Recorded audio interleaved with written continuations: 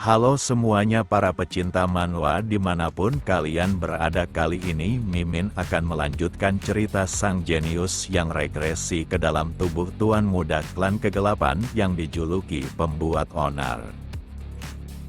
Pada cerita sebelumnya diakhiri dengan Christian yang memasuki ruang tempat energi kegelapan murni tersimpan setelah dia mengalahkan para pesaingnya tanpa ingin berbagi energi murni kegelapan tersebut pada yang lainnya.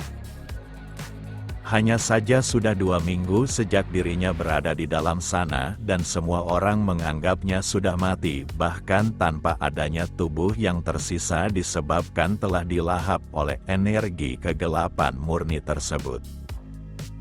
Sang Lord tertinggi yang tertarik pada Christian memutuskan untuk menunggunya selama 1 hari, dan jika Christian belum keluar maka keluarga utama akan menutup gerbang tersebut disebabkan seorang penguasa tidak boleh menunjukkan ketertarikannya yang mendalam terhadap seorang tuan muda.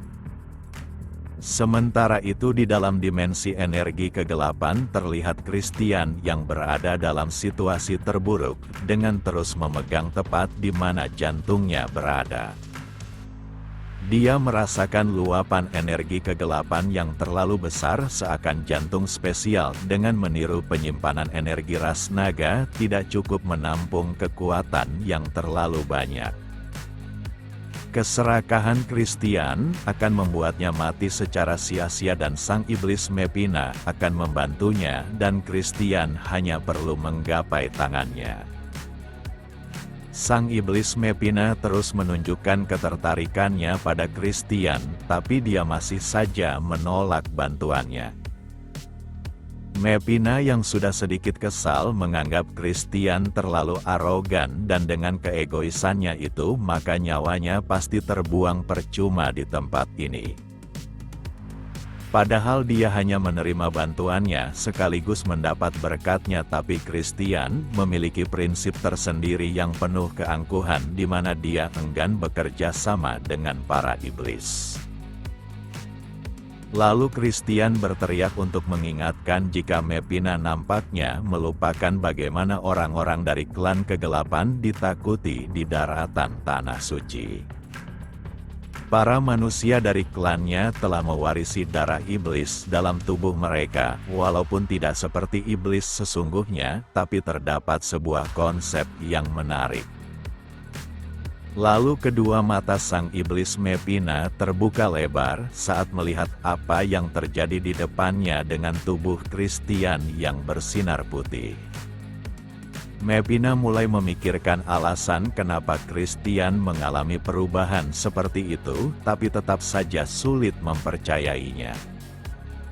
Di sana terlihat kedua bola mata Christian bukanlah seperti manusia lagi, ditambah gelombang energi yang serasa familiar bagi Melina. Tak hanya kedua bola mata serta energinya yang berubah, tapi beberapa di bagian tubuhnya bahkan ditumbuhi sesuatu. Yang benar saja Christian tidak berada dalam mode manusia lagi, melainkan dia sudah seperti ras iblis itu sendiri. Perubahan wujud ini merupakan teknik pamungkas dari klan kegelapan yang disebut sebagai mantra terlarang, yang membuat seorang manusia berubah menjadi iblis sementara waktu guna merapalkan mantra-mantra kuat yang tak bisa dibendung oleh wujud manusianya. Meski kuat, tapi penggunanya juga akan merasakan sakit yang luar biasa dalam perubahan tersebut, dan di masa lalu salah satu rekan pahlawannya yang memiliki darah monster mati setelah menggunakannya. Namun Christian enggan bernasib sama dengan rekan pahlawannya dan dengan kejeniusan dia mengotak-atik mantra sihir itu dengan menghilangkan bagian mantra yang ditujukan untuk memperkuat energi kegelapan dalam tubuhnya. Dengan cara ini, maka hanya wujudnya saja yang berubah diiringi tubuh spesial yang melampaui manusia, dan tubuhnya ini memiliki sebuah wadah yang seharusnya dapat mengumpulkan energi kegelapan murni. Kejeniusannya telah menghilangkan konsekuensi dari penggunaan perubahan wujudnya menjadi iblis, ditambah dia juga berhasil melakukan penyerapan energi kegelapan murni dalam jumlah besar. Mepina tak menyangka akan adanya manusia yang bisa melakukan hal ini, dan dia sungguh terpana. Wujud yang ditunjukkan oleh Christian membuat Mepina teringat akan iblis yang dijuluki Sang Sabit Hitam. Dia terus bertanya-tanya bagaimana bisa manusia yang tidak ada bedanya dengan serangga telah meniru tubuh sosok ras iblis tertinggi. Sambil tertawa, Christian akan mengungkap siapa dirinya agar Mepina terus mengingatnya. Yang benar saja, dengan penuh kesombongan serta keangkuhan, Christian menegaskan jika dirinya adalah sang jenius sejati yang tak ada taranya di dunia ini. Penyerapan energi kegelapan yang dilakukannya telah selesai dan sekarang dia akan meninggalkan dimensi ini.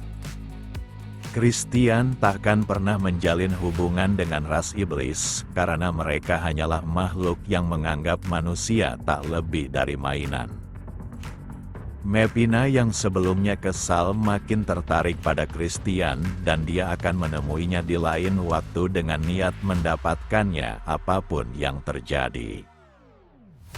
Hanya saja keinginan Mepina adalah sesuatu yang mustahil disebabkan Christian adalah sosok yang sangat membenci ras iblis, bahkan di masa lalu dia juga dijuluki Sang Pemburu Seribu Iblis. Setelah dimensi itu hampir tertutup, maka Christian memberikan sebuah hadiah kepada Mepina. Meski begitu, Mepina malah tertawa karena manusia di hadapannya sangatlah menarik. Setelah keluar dari dimensi energi kegelapan, dia sangat penasaran hari keberapa dirinya di tempat ini.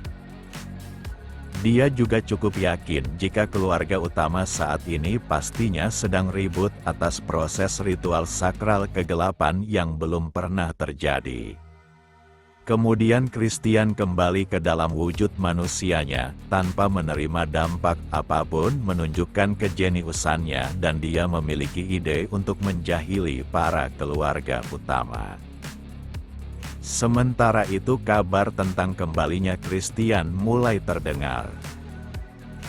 Semua orang seketika terkejut karena mereka menganggap bocah itu pastinya sudah mati, dan alasan mereka belum menutup gerbang di mana energi kegelapan tersimpan dikarenakan permintaan Sang Lord tertinggi. Sosok ini adalah Langham the Baren, sekaligus sosok yang paling dekat dalam tahta Sang Lord tertinggi. Menurut cerita yang beredar, Tuan Muda Christian berhasil selamat, tapi dia sedang sekarat dan membutuhkan perawatan intens. Dari pernyataan Heller, mereka bisa merasakan energi kegelapan dalam tubuh Christian, tapi semuanya sedang kacau. Kemungkinan besar dia akan kesulitan menggunakan energi kegelapan itu hingga seterusnya, dan berhasil hidup saja merupakan sebuah keberuntungan. Dengan ini, maka semua orang yang mendukung Langham sangat marah karena ketamakan Christian, maka energi kegelapan yang seharusnya diserap oleh para tuan muda lainnya menjadi terbuang percuma. Mereka ingin membuat Christian bertanggung jawab atas kerugian yang dilakukannya dengan merusak upacara sakral tersebut. Hanya saja Langham enggan mengambil langkah secara terburu-buru, dan dia akan mengingat apa yang orang-orangnya katakan. Setelah semuanya pergi, maka Langham ingin mengkonfirmasi kejadian itu sekali lagi. Walau Langham selalu dianggap sosok yang tenang dan bermartabat, tapi kali ini dia menunjukkan kegelisahannya. Lalu pengawal pribadinya memberitahu jika semua yang dikatakan orang sebelumnya adalah kenyataan, karena dia sendiri mengawasi Sang Heller saat melakukan perawatan dan ada masalah dengan core-nya. Langham tidak pernah menyangka seorang tuan muda yang tak pernah diperhitungkannya merusak rencananya seperti ini, bahkan harus menunda segala sesuatunya demi mendapat kekuasaan mutlak. Tak hanya itu, ayahnya sendiri sampai tertarik pada bocah itu. Satu ikan kecil telah berani mengganggu aliran sungai deras yang telah diciptakannya, dan tekanan kemarahan tuannya membuat pria ini sesak. Kemudian semuanya menjadi tenang dalam waktu singkat, dan Langham meminta agar Christian dibawa ke aula kegelapan esok harinya. Dirinya akan mengumumkan pembuangan mayatnya di hadapan para bawahan saat hasil diumumkan. Bagi Langham, Christian hanyalah serangga, namun dia tak mengetahui jika sosok pembawa malapetaka untuk hidupnya telah mulai mendaki ke puncak dalam klan kegelapan ini.